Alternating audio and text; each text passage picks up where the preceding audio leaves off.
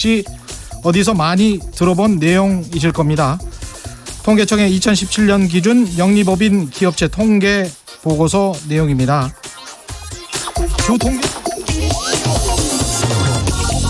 두 통계를 놓고 보면 이런 결론이 나옵니다.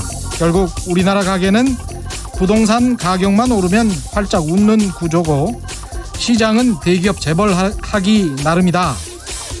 자, 그런데 정부는 특히 서울 아파트 가격이 너무 많이 올라 버려서 이걸 되도록 억눌러야 하는 상황이고요. 대기업 재벌은 그동안 독과점 등을 이용해서 온갖 나쁜 짓 한 걸 법대로 처벌하려고 하니까 언론은 또 시장이 죽는다고 난립니다. 어떻게 해야 할까요? 이번에도 그냥 슬쩍 눈 감아주고 대충 넘어가야 할까요? 아니면 서울 집값을 계속 잡으면서 재벌의 부정부패도 법대로 원칙대로 처리해 나가야 할까요? 그렇게 하면서도 시장을 활성화시키고 경제 성장률을 높일 수 있는 방법은 정말 없을까요?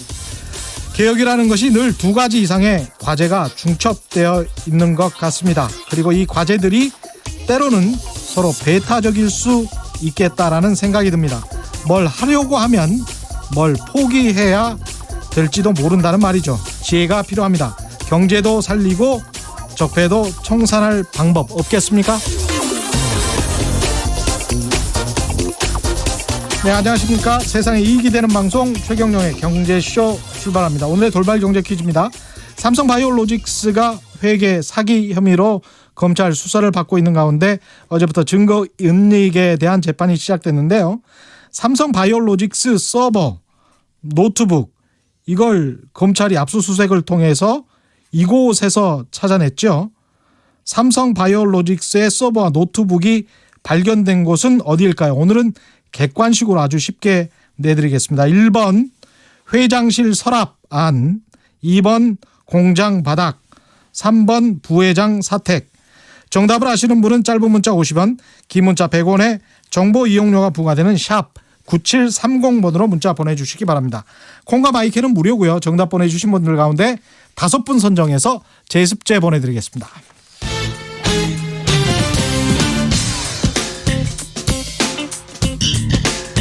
최경영의 경제쇼 수요 심화 토론. 대한민국 최고 전문가들과 경제 이슈에 대해 한 걸음 깊이 들어가 봅니다.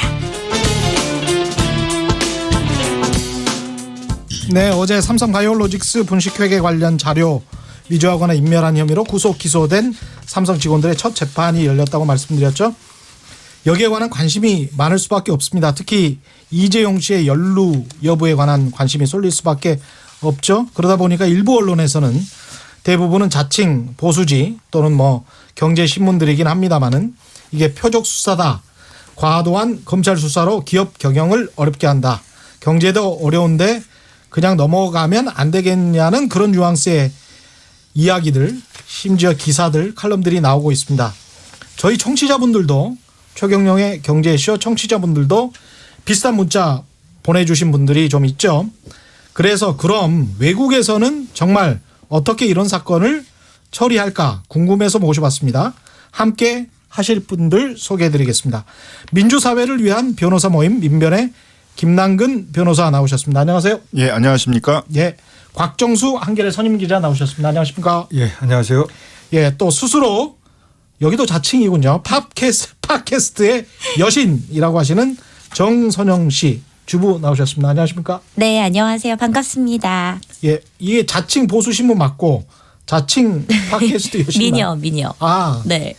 여신에서 이제 미녀로 내려갔습니다. 강등됐어요. 네. 예, 이 정도면 괜찮은 것 같아요. 일단은 제가 관련된 기사를 좀 소개해드리면 네.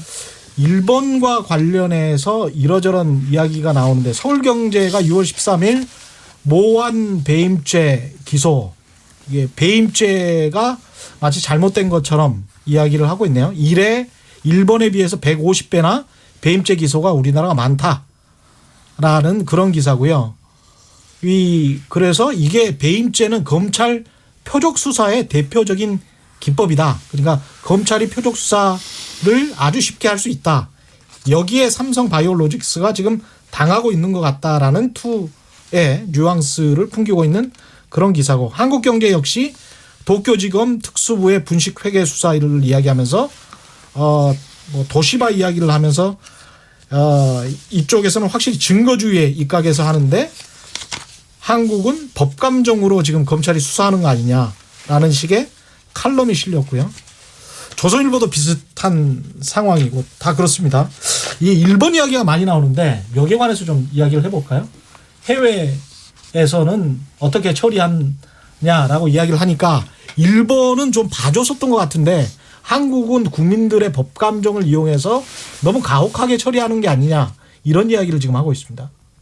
어떻게 생각하십니까? 그래서 이제 그 일본도 또 꼭 그렇지 않고요. 예를 들면은 뭐 2004년도에 이제 가네보 상사 사건이라는 게 있었습니다. 5년 동안에 거쳐서 이제 계속 지속적으로 그 채무를 숨겨가지고 이제 실적이 굉장히 좋았던 것처럼 이렇게 했었는데요. 그 사건 때도 이제 형사처벌을 했었고 주요 임원들에 대해서. 근데 또 특징적인 것 중에 하나가 그 당시 일본에서의 그 4대 감사법인 중에 하나였던 주오 아오야마 감사법인이라는 데가 이제 해산까지 당하게 이렇게. 해산? 예. 그렇게 이제 처벌했었고요. 그다음에 이제 뭐 디어링크스 사건, 뭐 라이브도 사건에서 굉장히 많은 그 2000년대 초반서부터 그 금융위기 전까지 일본에서도 이제 그 분식회계 사건과 관련된 어떤 그 기업 임원들과 거기는 또 이제 공인회계사들까지 이제 그 형사처벌들을 많이 받았습니다. 그래서 이제 형사처벌을 좀 많이 받았는데요. 이제 물론 이제 그 이 분식회계에 대해서 세계적으로 많이 알려져 있는 이제 강한 형사처벌을 받았다는 게 엔론 사건인데 그때는 이제 한 20년 이상씩 받았거든요. 한 뭐 24년, 25년 이렇게. 20년요? 예. 회장 그런 분들이? 예. 그 당시 이제 그걸 주도했던 이제 그 대표 같은 경우에 한 24년형을 이제 받았었는데 그거에 비해서는 이제 일본은 이제 아직은 10년 이하의 징역에 돼 있거든. 회계 분식만 가지고 처벌받는 거에 있어서는요. 그래도 대부분 이제 실형을 이제 선고받아서 형사처벌을 받고 있죠. 실형을 받는군요. 근데 이제 우리 같은 경우에 있어서는 이제 특히 이제 재벌 총수들 주요 임원들이 뭐 분식회계나 이렇게 됐을 때 대부분 집행유예를 받아서 그렇죠. 너무 이제 관대한 처벌을 받는 게 아니냐 이런 이제 비판들이 지금 있는 거 아니겠습니까? 그래서 아마 이제 도시바 사건에서 이제 그 동경지검 특수부가 충분한 증거 확보를 하지를 못해서 또는 이제 뭐 증거를 확인하지를 못해가지고 기소하지 않았던 사건이 있었던 것 같은데 그거 하나만을 이렇게 좀 들춰내가지고 그렇죠. 일본은 이제 분식회계나 이런 거에 대해서 이제 관대하고 안 하는구나 이렇게 얘기하는데 일본도 굉장히 많은 그 분식회계에 대한 형사처벌 사건들이 있었습니다. 언론이 특히 경제신문들이 이렇게 나오는 것은 어떻게 보면 삼성이 그만큼 쫄았나? 이런 생각도 들고 그렇게 생각이 드는데 어떻게 생각하십니까? 지금 상황은 삼성 바이오로직스. 지금 삼성은 굉장히 당황하고 있는 것 같아요. 얼마 전만 해도 굉장히 그 자신만만했어요.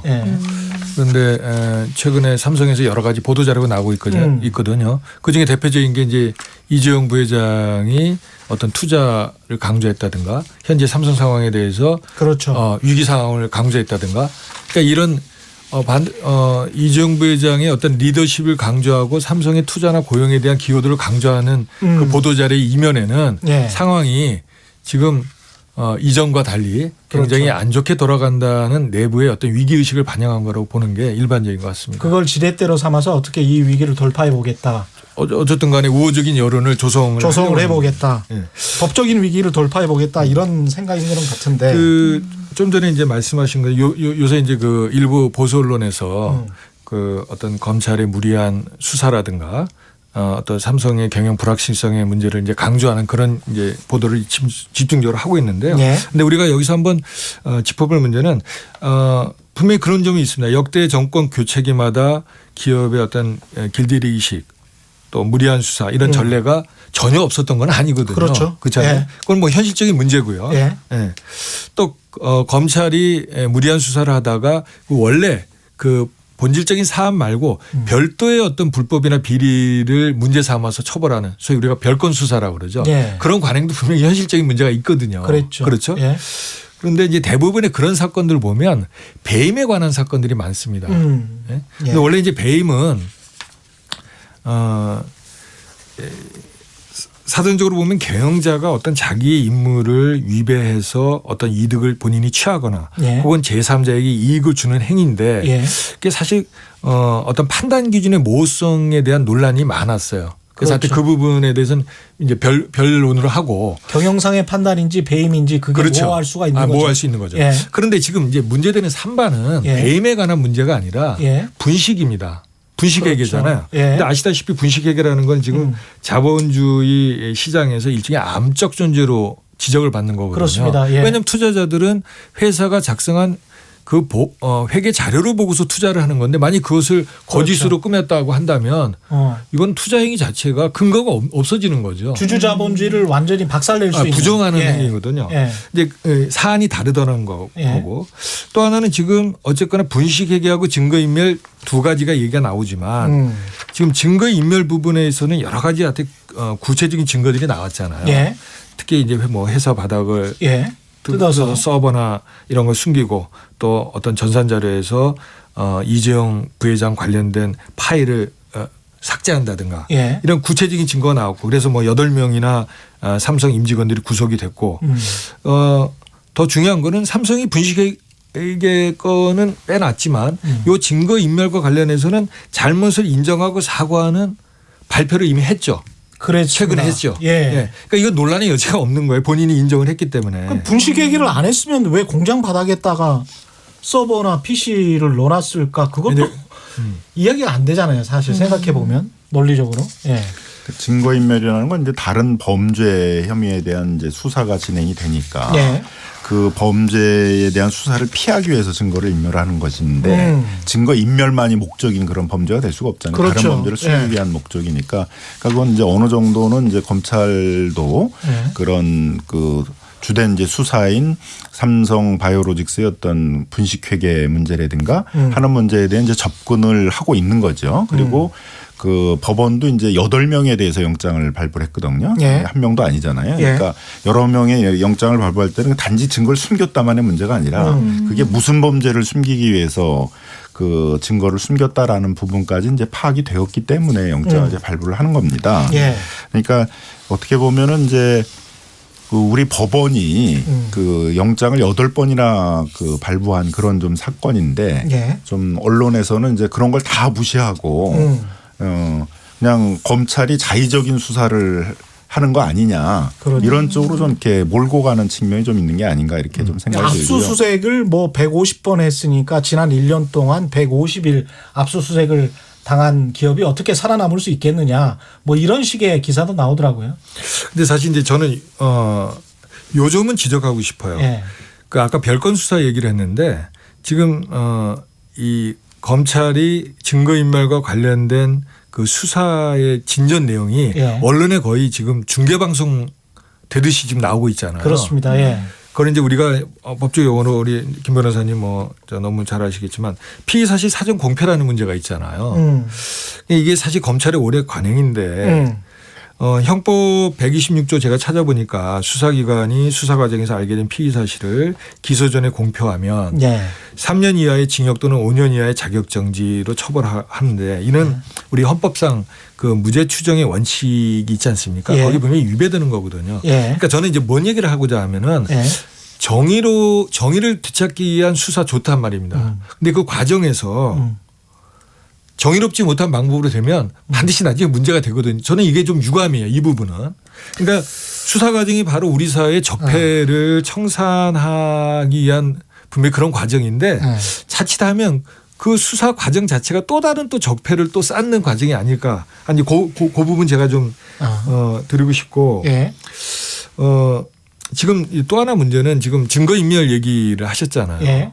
근데 삼성 쪽이나 혹은 일부 보수 언론 쪽에서는 아니 증거인멸 뭐 증거 좋다 이거예요. 그거는 사실 글로벌 기업으로서 해서는 안 될 짓을 한 거에 대해서 다들 인정해요. 그건 삼성 내부에 고위 임원들도 사석에서 만나면 참 참담하다는 얘기를 합니다. 예. 그런데 이제 근데 왜 본건과 관련된 그 분식회계 쪽에서는 명확한 증거가 아직 없지 않냐? 예. 네? 거긴 진전이 없지 않냐 이런 주장을 하거든요. 그런데 실제 전문가들이나 지금 나오고 있는 언론 보도들을 주위에서 보면 뭐 사실 이 부분은 굉장히 분식이냐 아니냐는 거는 굉장히 이제 전문적인 영역이기 때문에 어렵긴 한데 예. 사실은 전문가들 지적은 지금 검찰 수사 특히 압수수색 과정에서 내부 문건들이 많이 입수가 됐는데 거기서 결정적인 증거들이 많이 나왔다는 거예요. 그리고 일부는 사실 그게 보도가 됐고요. 그렇죠.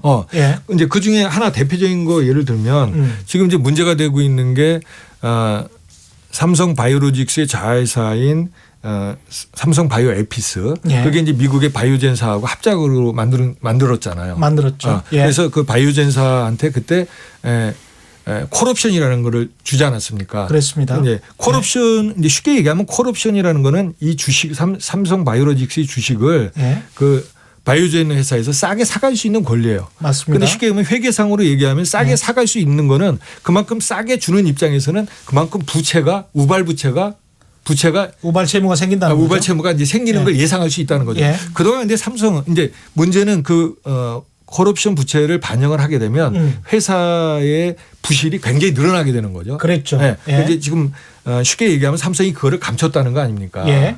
그런데 그동안 삼성이 얘기는 뭐냐면 2015년도 이전에는 예.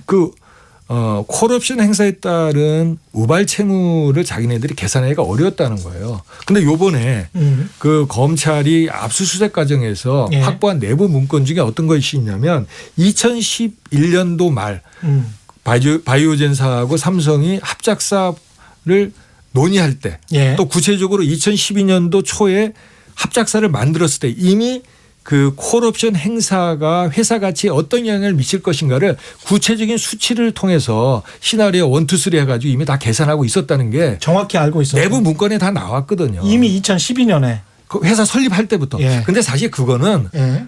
우리가 상식적으로 생각해 보면 당연한 거예요. 그렇죠. 삼성에 있는 사람들이 그것도 계산을 안 하고 회사를 만들었겠습니까? 그렇죠. 예. 그러니까 사실 상식적인 거예요. 예. 그러니까 지금 이제 일부 언론이나 삼성에서 아니 뭐 증거인멸은 그렇다 치더라도 분식회계에 대한 증거는 아직 없지 않냐라는 주장도 사실은 좀 부정확하다. 예. 그런데 그렇게 그게 봐야 될것 이제 같습니다. 삼성물산과 제일모직이 합병을 할 때 이게 콜옵션이 이렇게 채무로 잡히는지 아니면 자산으로 잡히는지에 관해서 우리가 불분명했으니 그때는 그렇게 판단할 수 있었다라고 삼성은 주장을 한동안 했었던 거죠. 지난해도 그렇고 한참 동안 하면서 이렇게 수사를 어떻게 보면 그런 식으로 논리적으로 방해를 했었던 것인데 지금 와서 보니까 말씀하신 대로 2011년에 이미 그런 모든 정리가 다 끝났었고 이건 우발 채무로 남아 있어서 돈을 갚아줘야 되는 것이고 그렇게 되면 자본 잠식 상태가 되는데 그걸 계속 숨겨왔었다. 특히 삼성물산과 제일모직의 합병을 앞두고 있었기 때문에 숨겨왔었고 그 삼성물산과 제일모직의 합병의 가장 큰 수혜자는 이재용 씨다. 그러니 이재용 씨를 위해서 이걸 숨겨왔던 게 아니냐. 결국 이재용 씨를 위해서 분식회계 회계 사기 혐의를 받고 있는 것 아니냐. 뭐 이런 지금 논리란 말이죠. 거기에 관해서 이제 삼성은 계속 변명을 하고 있는 것이고 어떻게. 그러니까 이제 이 삼성 바이오로직스의 이 분식 문제만 이제 이렇게 있는 것처럼 보이는데 이렇게 전체적인 과정을 보게 되게 되면 이제 삼성물산하고 제일모직을 합병하는데 삼성물산이 훨씬 큰 회사잖아요. 예. 주력 회사고 제일모직이라는 건 이제 에버랜드라고 하는 이제 어떤 그 놀이동산을 운영하던 그렇죠. 그런 이제 회사였고 그런데 어떻게 제일모직이 1이 되고 삼성물산이 0.35밖에 안 되느냐. 예. 일단 상식적으로 생각을 해도 균형이 안 맞잖아요. 예. 근데 왜 이렇게 됐느냐를 이제 이렇게 추적을 해보게 되면 일단 삼성물산의 가치를 낮추려는 작업들을 했어요. 뭐 예를 들면 삼성물산의 주력이 건설 부분인데 그 합병을 앞두고서는 이제 그 서울에 있는 많은 재건축 재개발 사업들을 이 삼성물산이 했거든요. 우리가 잘 아는 뭐 레미안 뭐 이런 거 있잖아요. 예, 예, 근데 예. 한 1년 동안 전혀 수주를 이제 하지 않았습니다. 뭐 카타르에 있어서 2조짜리 큰 공사를 했는데 그것도 이제 전혀 뭐 반영을 하지 않는다든가 뭐 이렇게 하면서 이제 삼성물산의 좀 가치를 낮추려는 그런 작업을 했고요. 또 합병을 하는 데 있어서는 이제 양측의 회계법인이 예. 서로 자기가 담당하고 있는데 가치를 올리고 상대방 걸 낮추는 작업을 하거든요. 네. 근데 삼성물산이 의뢰한 회계법인 자체가 오히려 제일모직의 가치를 높이고 삼성물산을 낮추는 이제 이런 작업도 했단 말이에요. 네. 그래서 이제 삼성물산의 가치를 낮추는 작업을 하고 그다음에 이제 제일모직의 가치를 이제 높이는 작업을 하는 데 있어서 이제 이 그 제일모직의 자회사인 삼성 바이오로직스의 가치를 높이는 그래서 바이오로직스 가치를 높이는 데 있어서는 그 또 자회사인 이제 삼성 그 에픽스의 이제 가치를 높이는 것인데 예. 그걸 높이는 이제 방식 중에 하나가 그런 이제 콜옵션 같은 것들을 반영을 안 한다라든가 예. 갑자기 매년 이제 적자만 보던 회사를 갑자기 이제 엄청난 이익이 남는 그렇죠. 회사가 되는 것처럼 해서 이제 했다라든가 이런 부분이 있었고요. 그다음에 제일모직이 뭐 신수종 사업이라고 그래서 또 자기 독자적인 무슨 바이오 사업을 하는 것처럼 예. 했었는데 결국은 나중에 보면 실체가 없는 것으로 이렇게 드러났어요. 근데 그렇죠. 그게 한 3조 원 정도 가치가 있는 것으로 이렇게 반영이 되면서 또 제일모직의 가치를 이제 띄우는 작업을 했다라든가. 그다음에 이제 삼성 그 제일모직 같은 경우는 이제 에버랜드였으니까 땅이 많잖아요. 예. 근데 이게 업무용 부동산인 경우에는 이제 그 가치가 반영이 돼서 회사 가치를 높이게 영향을 줍니다. 예. 근데 그 용인에 있던 유유 토지들을 관광 사업을 한다고 용인 씨에 이제 얘기를 해가지고 이걸 업무용 토지로 가치를 올렸는데 합병이 끝나자마자 전부 다 그 사업들을 취소해 버렸어요. 예. 결국엔 업무용 이제 토지가 아니었던 것들이죠. 이제 그런 식으로 토지 가격을 올렸다라든가. 그래서 이게 일련의 좀 작업들을 보게 되면 그 삼성그룹 차원에서는 제일모직의 가치들을 계속 띄우는 작업을 하고 네. 삼성물산의 가치를 이제 낮춰가지고 굉장히 불공정한 어떤 이제 합병 비율들을 만들어내려고 했다. 그렇죠. 그 과정에 이제 삼성바이오로직스의 어떤 이런 분식회계 사건도 있었다라는 것들이죠. 그러니까 이게 단순히 이제 삼성바이오로직스의 분식회계만의 문제가 아니라 네. 삼성그룹의 경영권 승계 작업을 하기 위해서 네. 주력회사에 대해서는 하나도 주식을 갖고 있지 못했던 이재용 부회장에 대해서 주력회사의 하나인 삼성물산에 있어서의 어떤 그 주식들을 마련하기 위한 그런 하나의 방법으로 경영권 승계 방법으로 이렇게 이제 제일모직 삼성물산의 합병들을 추진하면서 주식을 전혀 갖고 있지 않았던 삼성물산의 가치는 떨어뜨리고 주식을 많이 갖고 있었던 제일모직에 대한 가치는 띄우는 이런 작업으로 추진했다라는 것들이 이제 이렇게 보여지고 있다는 것이죠. 결국은 그러면 이재용 부회장에게 세금을 많이 그러니까 내지 않고 경영을 승계하려는 작업 때문에 이 모든 일들을 다 벌인 거잖아요. 근데 우리 국민들이 생각하기로는 그러니까 이전에 많은 재벌 기업들이 자기 아들에게 기업을 다 물려주고 이런 것들이 너무 오래된 관행처럼 우리에게는 익숙해져 있는 사실이고 또 그런 걸 우리 사회가 어느 정도는 묵인해왔던 건 사실이잖아요. 근데 이런 거에 대해서는 우리가 어떻게 봐야 되는 자기 거예요? 거 자기 아들한테 주면 뭐 괜찮은 네. 거 아니야? 뭐 이런 네, 생각을 그런 가지시는 생각을 분들이 하잖아요. 많죠. 네. 아니 근데 이제 자기 걸 주면 좋은데 이제 문제가 되는 거는 이제 주력 회사인 삼성전자에 대해서는 주식을 하나도 안 갖고 그렇죠. 있단 자기 말이에요. 게 아니에요. 지금. 그다음에 이제 삼성물산 같은 주력 회사에 대한 주식도 안 갖고 있단 말이에요. 근데 네. 그거를 주식을 이제 살려면 많은 돈이 들잖아요. 네. 그럼 이제 정상적이었으면 많은 돈을 마련을 해서 하든가 아니면 뭐 자기가 갖고 있는 정도로 해야 되는데 이렇게 정상적인 방식으로 주력 회사의 주식을 확보하기가 어려우니까 어떤 그 당시에 있어서는 뭐 비상장 회사였던 뭐 에버랜드 같은 데에 있어서 그 당시엔 가치가 낮았으니까 네. 그때 이제 조금 증여를 해줘서 그 돈을 시드머니로 해서 주식을 한 다음에 집중적으로 일감을 몰아줘 가지고 이제 네. 에버랜드 제일모직들을 이제 키운단 말이에요. 근데 그것만 갖고도 부족하니까 이제 합병을 통해 가지고 그 비상장 회사였던 이제 에버랜드에 있어서 주식 일부 확보한 주식을 많이 확보한 이걸 가지고 이제 주력 회사인 삼성물산과 합병을 해서 네. 주력 회사인 삼성물산의 주식을 확보를 하는 작업을 했던 거죠. 아마 계속 추진됐으면 또 삼성물산하고 아마 그 삼성전자를 지주회사하고 사업회사로 나눈 다음에 삼성 그 전자의 지주회사하고의 합병 작업을 시도했을 수도 있죠. 그랬을 것 그러면 같아요. 주력 회사인 워낙 삼성이 삼성전자에 크니까. 이제 주식을 확보를 해서 그리고 최종적인 이제 경영권 승계 작업으로 갔을 텐데 결국 이제 사회의 이목이 많고 또 이걸 어떤 비판하는 시민단체나 전문가들이 많고 그러다 보니까 가다가 이제 중간에서 어떻게 보면 딱 지금 멈춰 있는 삼성물산까지만 가고 전자까지는 못 간 이제 이런 상태가 됐던 측면이 있는 거죠. 그러다 보니까는 자기 돈으로 주력 회사의 삼성전자 뭐 삼성물산의 그런 주식을 확보하는 것들이 아니라 결국은 이런 이제 합병하는 과정 속에서 그러면 삼성물산이나 이런 데 주식을 갖고 있던 주주들은 손해를 본 거 그렇죠. 아니에요? 네. 훨씬 더 높은 가치가 있는 걸 싸게 평가를 그렇죠. 해가지고 합병을 해버리니까 주주들도 손해를 보게 되고 또 관련돼 있던 어떤 채권자나 이런 사람들도 이제 손해를 보게 된 것이어서 결국은 많은 사람들의 희생 속에서 그런 재벌 총수가 불공정한 방법으로 이제 어떤 경영권을 승계해 나가는 방식이기 때문에 형사처벌 문제도 따르게 되는 것이죠. 5531님 같은 경우는 잠깐만 보여주시겠습니까? 왜 이렇게 삼성 못 잡아먹어서 이런 방송을 뭐 이런 이야기를 하시는데요. LG그룹과 대비해서 본다면 깔끔하게 그냥 상속세 내고 그때 거의 1조 원가량 상속세 내지 않았습니까? 몇천억. 요번에 구광모 구광모 회장. 회장 승계될 때 세금을 많이 냈죠. 왜 안 내는 거예요? 그냥 진짜 내고 하면 안 돼요? 돈도 많으면서. 하면 될 텐데. LG그룹. 아깝죠. 아까울까요? 아까울까요? 그게? 아깝지 않겠어요? 아니 근데 LG그룹과는 너무나 대비가 되니까 그렇게 그냥 몇천억 네. 세금 내고 그냥 깔끔하게 우리는 그렇게 하겠다라고 하는 그룹도 있는데 삼성이 좀 이게 정상적인 방법은 아니잖아요. 그렇죠. 그러니까 요번에 조양호 한진그룹 회장이 돌아가셨잖아요. 그래서 이제 자녀들이 내야 될 상속세가 2,600억이라고 이제 공시가 됐잖아요. 근데 사실 일반인들 관점에서 보면 2,600억이라는 세금을 만약에 하나도 안 내고 상속을 할 수 있다면 당연히 유혹을 받겠죠. 2,600억의 애들 장난이 아니지 않습니까? 근데 문제는 지금 현실에 이제 과거에는 이제 그런 거 아까 우리 말씀하셨지만 이제 관행적으로 묵인해온 측면이 있어요. 우리 국민들도. 근데 지금 시대가 바뀌었거든요. 지금 그것을 워낙 감시하는 눈길도 많고 시대가 바뀌었기 때문에 그렇게 하기가 불가능하거든요. 근데 이제 일부 기업인들이나 기업은 지금도 여전히 과거의 생각을 하고 있기 때문에 문제가 된다고 생각이 들고요.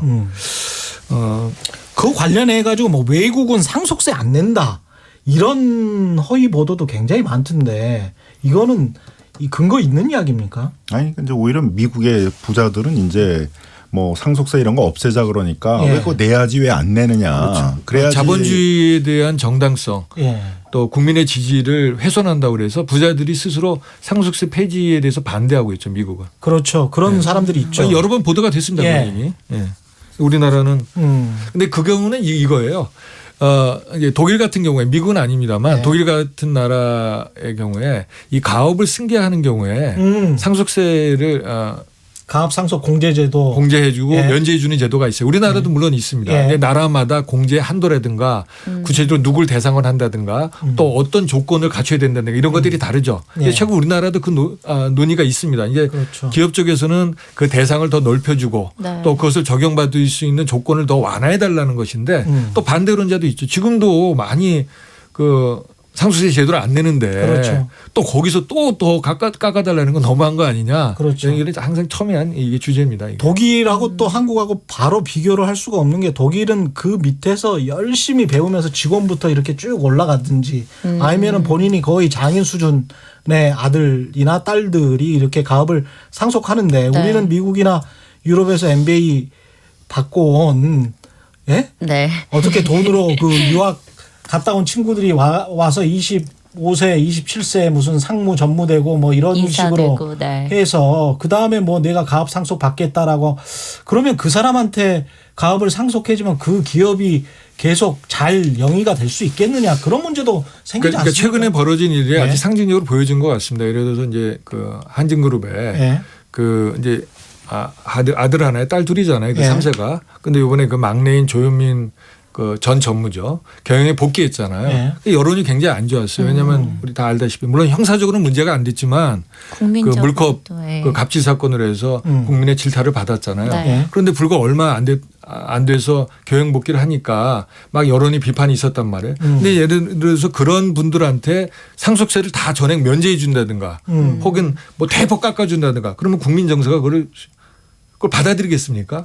일반인들은 다 세금을 내는데 기업을 한다고 그래서 근데 사실 알고 보면은 그만한 그 적정한 그 자질이 있는지 또 능력이 있는지 리더십이 있는지에 대해서 평가도 제대로 받지 않고 대학도 제대로 나왔는지 모르는 상황 아니에요? 그건 잘 모르겠습니다만 그래서 이게 아까 말씀하신 것처럼 그런 제도가 운영되는 독일과 우리의 이 기업이나 사회 환경이 너무 많이 다른 것 같아요. 그러니까 이제 독일 같은 경우에는 그런 기업의 어떤 불법 행위나 비리 행위 또 우리도 뭐 재벌이라고 하지만 거기는 뭐 재벌이라는 표현이 없으니까 그 경영주의 어떤 그런 행태라든가 이런 면에서 우리나라하고 많이 차이가 있는 거죠. 그 정도로 어떤 사회적 지지를 받기 때문에 기업에 대해서 일반 국민들이 이것은 개인의 소유가 아니라 사회적 공기다. 세금을 내고 고용을 창출하는 사회적인 그 큰 그릇이다라는 인식이 있기 때문에 그 그릇을 깨지지 않게 잘 보존해야 되잖아요. 그러니까 기업을 유지하는 데 도움이 된다 그러니까 상속세를 깎아주는 거죠. 그런데 우리는 아까 얘기한 것처럼 기업이 개인의 소유라고 생각하거든요.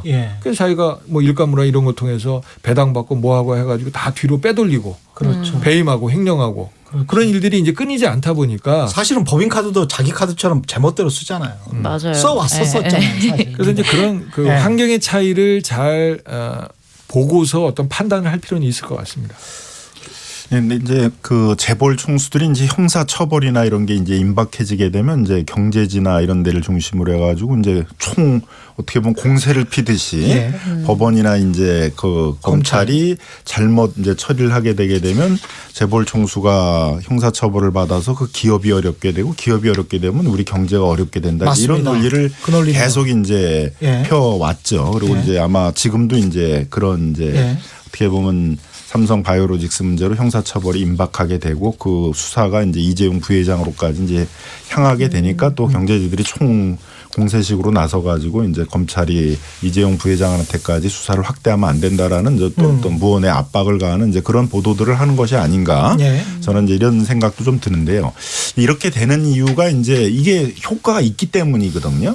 실제로 이런 보도들이 많이 나가고 여론을 조성을 하면 우리 또 법원은 그런 거에 영향을 받으면서 경제가 어렵고 뭐 그 총수를 구속하게 되게 되면은 그 기업이 어려워져 가지고 우리 경제에 영향을 미칠 우려가 있으니까 뭐 형은 무겁게 해야 되지만 집행유예를 한다. 뭐 이런 식으로 해서 대부분 이제 집행유예로 풀어줬단 말이에요. 그렇죠. 786 지금 7865님이 이런 류의 방송은 경기가 잘 굴러갈 때 해야 되는 것 아닌가요? 자영업자인 우린 정말 죽을 맛입니다. 이 말씀이잖아요. 지금 하시는 말씀이. 그러니까 이제 재벌 총수 감옥 가는 문제하고 이제 왜 자영업자의 경제가 어려운 문제가 연결되는지가 상당히 이제 의문인데 어떻게 그렇게 이제 자꾸 그 연결시키는 보도와 분위기를 이제 만들고 그게 압박이 되다 보니까 사실 판사들 입장에서도 총수가 감옥에 가게 되면은 그 기업이 진짜 어렵게 되는 건지 그게 진짜 경제까지 한 사람 구속시킨다 경제까지 어려워지는 건지에 대해서는 그런 판단은 하기도 어려울 뿐더러 무슨 근거가 있는 것도 아니잖아요. 그게 정말 궁금해요. 그래서 일반 주부 입장에서는 이게 그러니까 정말 그런 프레임에 우리가 세뇌를 늘 당하잖아요. 경제가 정말 어려워질 것 같고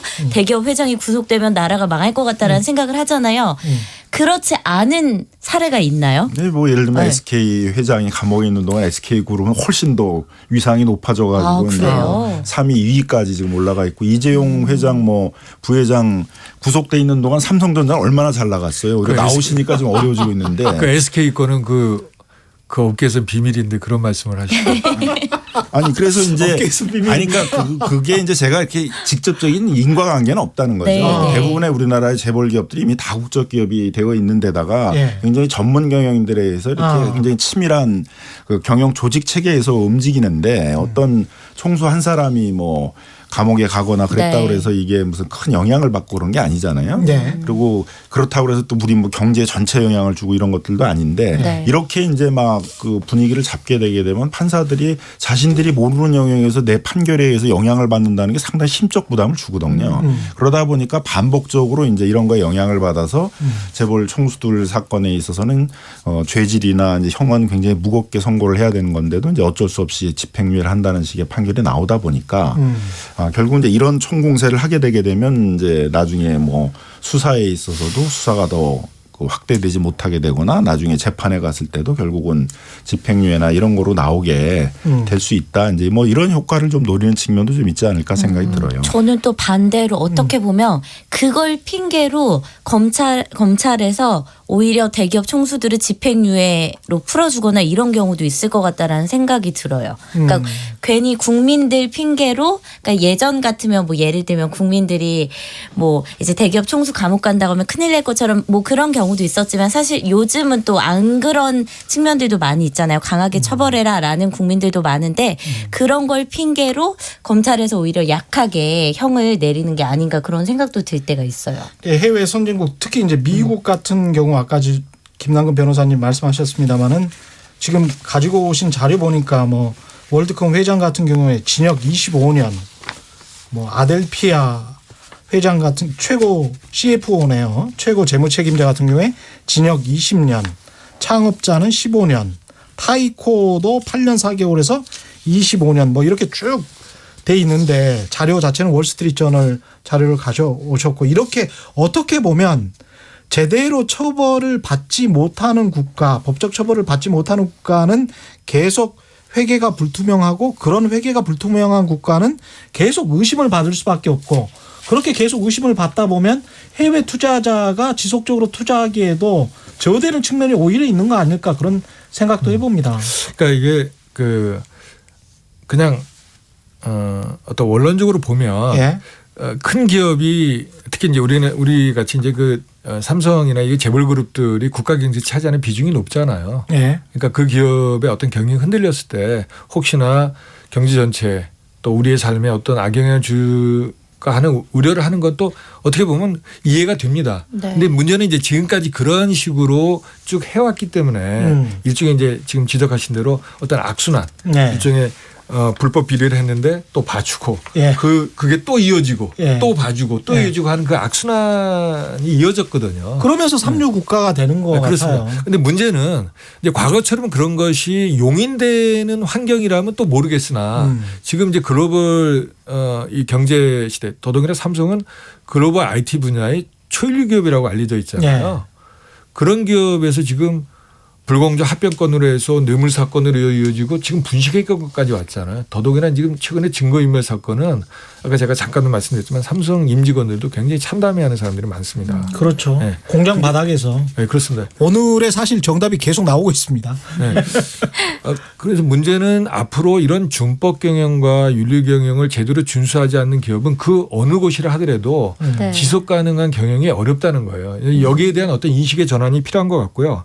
지금 외국 사례를 말씀해 주셨지만 국내의 분식회계 사건들의 역사를 잠깐 예. 이렇게 살펴보더라도 예. 그 악순환의 고리를 우리가 알 수가 있습니다. 네. 대표적으로 이제 뭐 너무 오래 갈 수는 거슬러 올라갈 수는 없는데 2000년대 이후에 주요한 사건들만 몇 가지 꼽아보면 예. 2003년도 3월에 SK 글로벌 분식회계 사건이 터졌거든요. 그랬죠. 그때 분식 규모가 한 1조 5천억이었습니다. 예.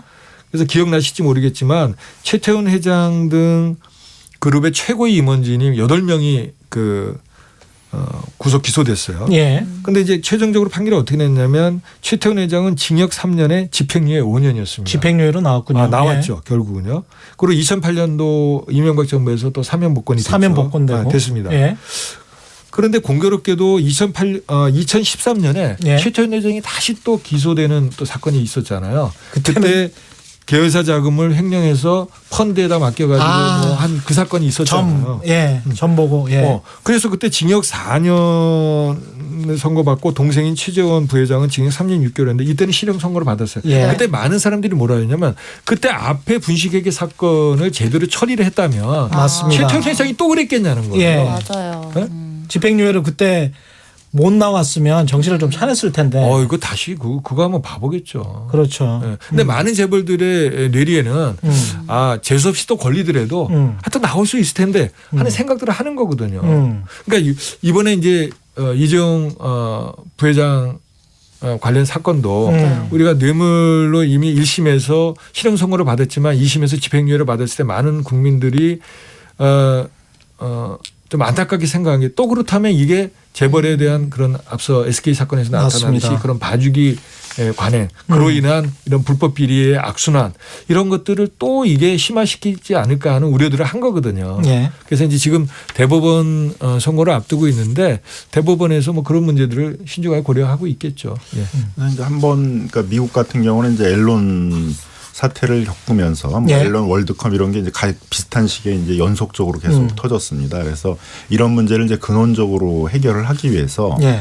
그때 이제 샤베인 옥슬리법이라고 그래가지고 아. 민주당의 그 상원이었던 이제 샤베인 예. 의원하고 공화당에 있는 옥슬리 의원이 같이 이제 양 당을 대표를 해가지고 예. 이 회계 부정을 근원적으로 이제 해결하기 위한 법안을 만듭니다. 예.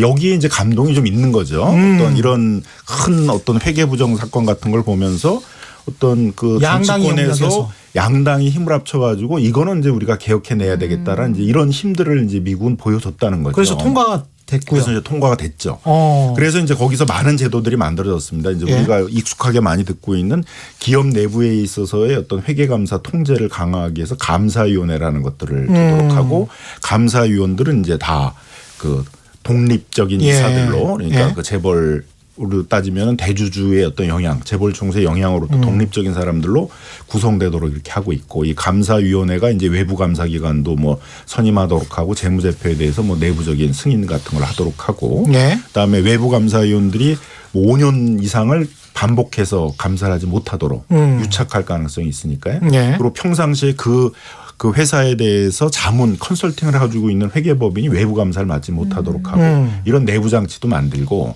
그 다음에 이제 이 회계부정과 관련된 이제 처벌에 있어서 이제 뭐 형량을 갖다 뭐 20년 이상 뭐 이런 식으로 이제 굉장히 높였어요. 예.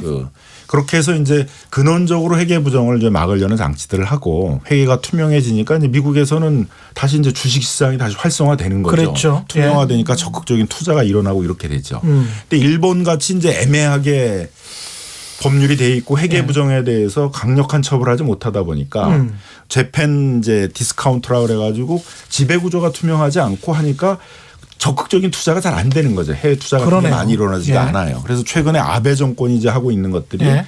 그 재팬 디스카운트 때문에 해외 투자 같은 게 잘 들어오지 않으니까 예. 연기금으로 하여금 예. 소위 이제 스튜어디십 코드라고 그러잖아요. 예. 적극적인 어떤 그 일본 대기업들에 대한 어떤 그런 감시 활동, 견제 활동 같은 것들을 하게 하자라는 이제 그런 얘기들을 하고 있거든요. 네. 근데 우리도 이제 여러 차례 회계 부정 사건을 이제 겪었죠. SK 글로벌 것도 있고 최근에 대우조선 해양도 있고 또 이제 그 삼성 바이오로직을 겪고 있습니다만 이런 걸 겪으면 이제 어떻게 보면 정치권에서 뭐 그야말로 이제 양당이 예. 정치권이 다 일치 단결해서 이건 우리 국가에 있어서 이게 근원적인 문제다. 계속 이런 게 발생하게 되면 일반인들이 주식에 잘 투자하지 않으려고 그러죠. 예. 그다음에 해외에서도 잘 투자 안 하려고 그러죠. 기업 가치가 떨어지게 되잖아요. 그렇죠. 근데 많은 우리 그 사람들이 노력을 해서 기업들을 이렇게 키워왔는데 그 가치가 이렇게 떨어지게 되니까 이런 문제를 해결하기 위해서는 이제 근원적으로 좀 그 이런 회계 부정이 일어나지 않도록 뭐 그 감사위원들을 분리 독립해서 선출할 수 있도록 하고 회사의 이 지배 구조를 강화하기 위해서 소수주주의 대표라든가 종업원 대표들이 뭐 이사에 가도록 하고 이제 이런 개혁을 하자. 네. 그게 지금 뭐 상법 개정안 이런 거로 다 올라와 있어요. 올라와 있죠. 그러니까 이런 걸 적극적으로 처리하겠다라는 그런데 모습으로 국회는 나와야 안 되는데 올리고 있죠. 이 상황이 지금 굉장히 좀 답답한데 허종무님 같은 경우는 이제 현장에서 계속 이런 말씀을 해 주시는 문자들이 좀 올라와 있네요. 제가 관련 업계에서 일하는데 대기업들이 총수 수사 들어가면 일감을 안 줘요. 여론 형성해서 최고의 떡밥을 던져주고 결국 구속되면 일감 확 풀어서 다시 여론을 역으로 우호 형성해서 감형시키려고 한다. 이런 프레임을 가지고 가고 있다. 장호민 님도 비슷한 말씀입니다. 하도 답답해서 운전 중에 차 세우고 댓글 답니다. 윗분도 언급했듯이 대기업에서 발주를 안 하고 계속 답 없이 딜레이 시키고 결제 잘 안 해주고 그러면서 경제를 위기 상황으로 더 몰아가 버린다는 거죠. 이번이 최악이다. 이렇게 말씀을 하셨습니다. 결국 과거 노무현 대통령이 이야기한 것처럼 권력이 이미 시장에 가 있고 그 시장이라는 거는 재벌이라는 이야기인데 조금밖에 시간이 없어서 마지막으로 곽정수 기자님. 그러니까 저게 지금 사실 저게 현실입니다. 예. 저희들한테도 이제 언론에 제보가 들어오는데 예. 그러니까 두 가지 아주 극명한 차이가 있어요. 왜냐하면 먼저 그 우호적인 여론을 조성하자고 할 때는 대규모 투자 계획을 발표합니다. 예. 삼성이 최근에 얼마 발표했죠? 133조 그렇죠. 비머리 반도체 투자 계획 발표했잖아요. 예. 그런데 여론이 안 좋게 돌아가잖아요. 예. 그러면 이제 저런 식으로 일감을 줄이고 투자 집행을 안 하고 고용 규모를 줄이고 그렇게 해서 이 충격이 삼성에 대한 충격. 그러니까 이재용 회장의 어떤 병행 공백이 생기면 삼성이 위태로워지고 삼성이 위태로워지면 대한민국 경제가 흔들린다는 그런 식으로 논리를 만드는 거거든요. 참 안타깝습니다. 그게 현실입니다. 사실. 현실과 원칙 사이에서 참 힘듭니다. 지금까지 김남근 민변 부회장, 곽정수 한겨레 선임 기자 그리고 정선영 씨 함께했습니다. 고맙습니다. 저는 KBS 최경영 기자였고요. 지금까지 세상에 이익이 되는 방송 최경영의 경제쇼였습니다. 고맙습니다.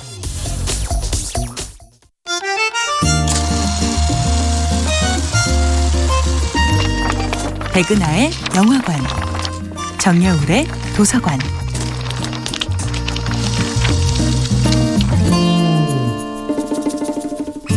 안녕하세요. 여러분들과 쉽고 재미있는 영화 이야기를 나누고 있는 배우연구소 소장 백은하